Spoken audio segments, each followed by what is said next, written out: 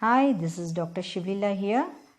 Today I'm going to talk to you about pericoronitis.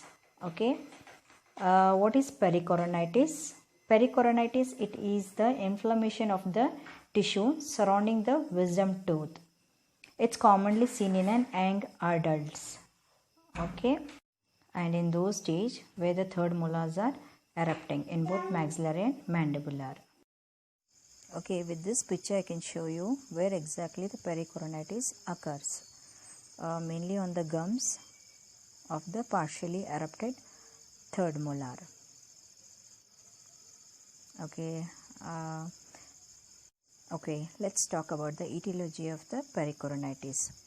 The pericoronitis that mainly occurs due to the space that is present between the operculum and the partially erupted tooth is very low.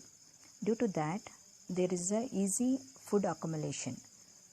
Due to unoral hygiene practice, it may lead to the formation of the many organisms like streptococcal anaerobic bacteria. Those mainly causes the inflammation of the gum. Okay, and one more etiology we have the gum bite that is mainly occurs due to the either extruded upper maxillary third molar or the extra gingival part that is over the lower third molar. Due to continuous bite that also lead to the inflammation. Okay, let's talk about the clinical feature.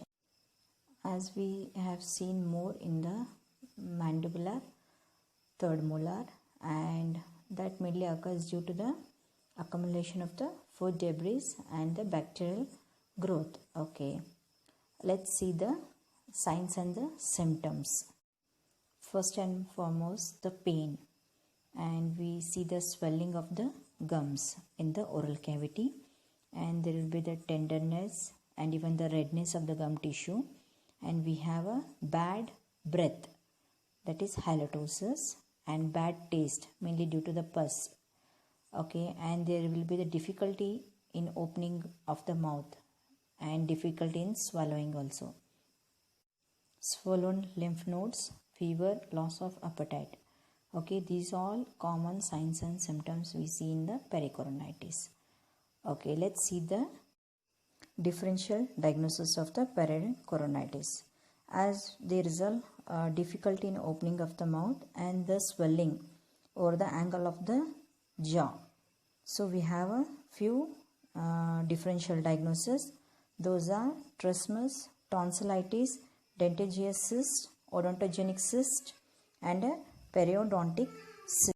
These are few differential diagnoses, and now let's talk about the investigation by seeing the clinical features. Okay, and then we take a radiograph, or that also we see the impacted third molar. Okay, and then we go to a treatment. First and foremost, the operculum is washed with the saline hydrogen peroxide or with the chlorhexidine or any antiseptic solution, and then the operculum is applied with the gel.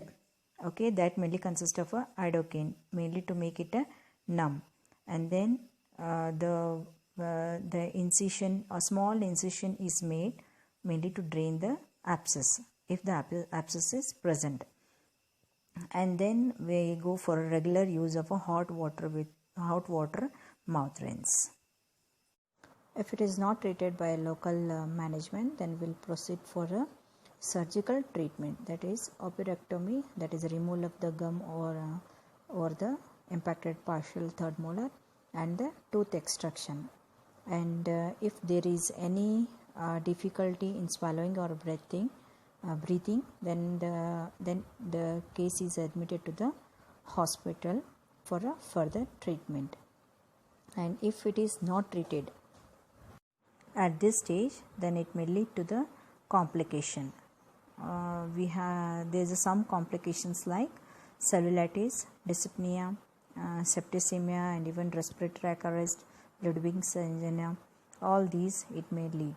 So to better it should be treated in an early stage. Hope you like this video. If you like this video, please subscribe the channel. Thank you.